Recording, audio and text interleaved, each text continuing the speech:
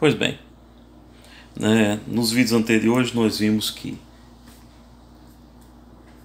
Rn, com a operação definida nas ênuplas de soma e produto,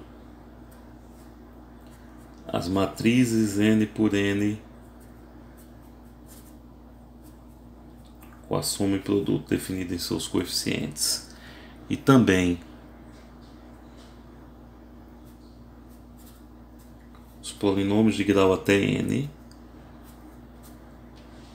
ou até os polinômios onde eu desconsidero o grau, todos esses têm exatamente as mesmas propriedades. Quais são elas? A primeira propriedade era associatividade.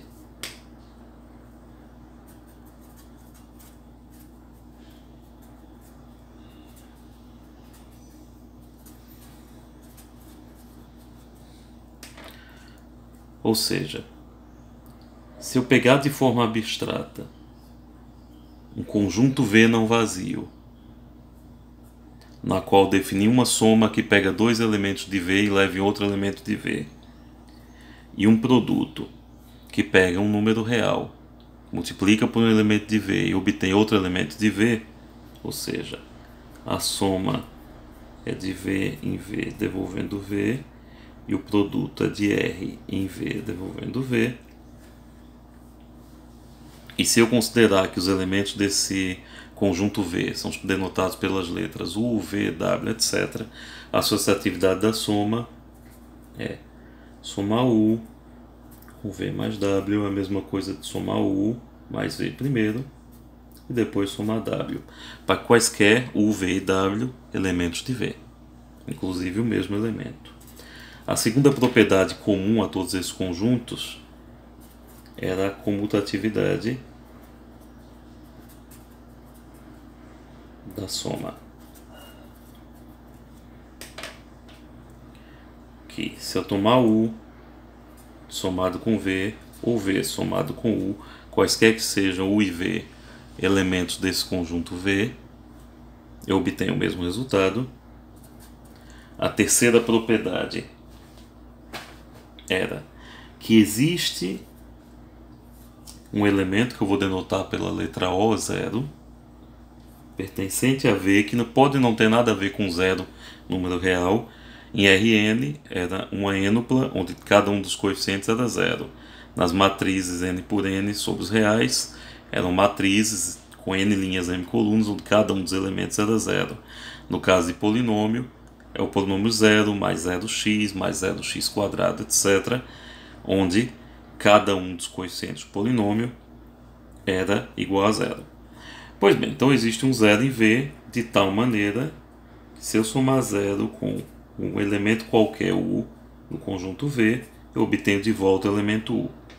Essa propriedade é a existência do elemento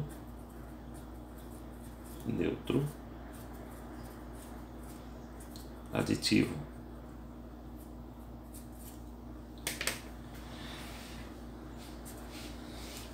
Para a próxima propriedade, que também era comum a todos esses conjuntos, nós tínhamos a existência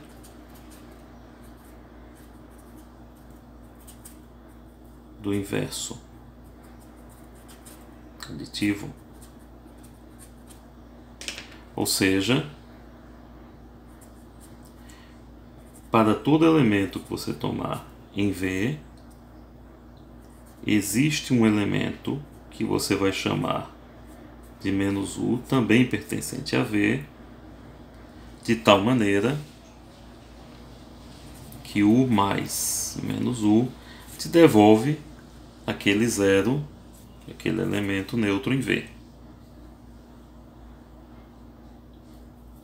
Essas propriedades têm a ver apenas com a soma. As próximas 4 propriedades têm a ver com o produto por número real. A primeira propriedade é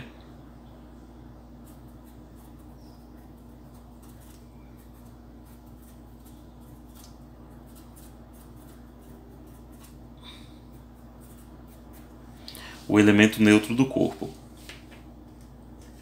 todo corpo, em particular os reais, tem um elemento neutro multiplicativo. Se eu pegar esse elemento neutro multiplicativo, que é um número real, e multiplicar por U, que é um elemento desse espaço V, eu obtenho o próprio U de volta.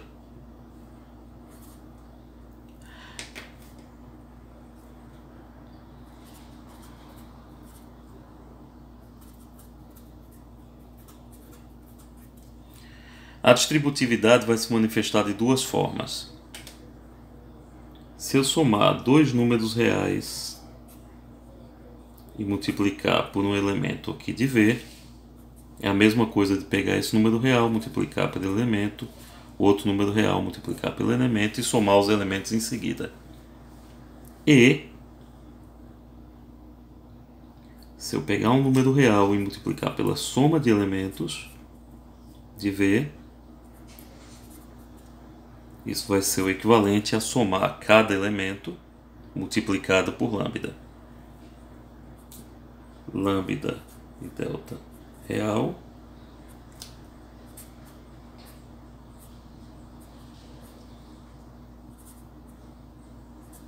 U e V no meu espaço.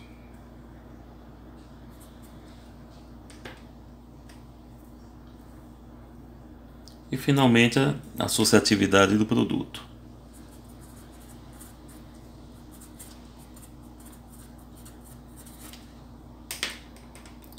Que diz o seguinte: se eu pegar um número real lambda, um número real delta, multiplicar eles entre si e multiplicar pelo elemento U em V, isso aqui equivale a multiplicar lambda pelo resultado de delta vezes U, onde mais uma vez lambda e delta são números reais, U é um elemento de V. Então observe, esses conjuntos, dada as suas operações definidas nos outros vídeos, eles satisfazem exatamente o mesmo conjunto de propriedades. Qualquer conjunto V na qual eu possa definir, qualquer conjunto V não vazio, na qual eu possa definir soma e produto, onde a soma pegue dois elementos de V e leve em outro de V, e o produto pegue um número real ou elemento de um corpo, como a gente vai ver mais tarde, multiplique por V e leve novamente um elemento de V, com essas propriedades, esse conjunto V mais vezes é chamado de espaço vetorial, e a menos que especificado, um espaço vetorial sobre números reais ou um espaço vetorial real. Um espaço vetorial pode ser definido sob qualquer conjunto que tenha propriedades semelhantes às dos reais, chamado de corpo, essencialmente conjuntos onde faz sentido fazer a divisão. Exemplos de corpos são os próprios números reais, os números racionais e os números complexos. Não é possível fazer divisão e permanecendo no próprio conjunto nos números inteiros. Então os números inteiros não formam um corpo. O inverso multiplicativo de 2 é um meio não é mais um número inteiro. Pois bem, é isso.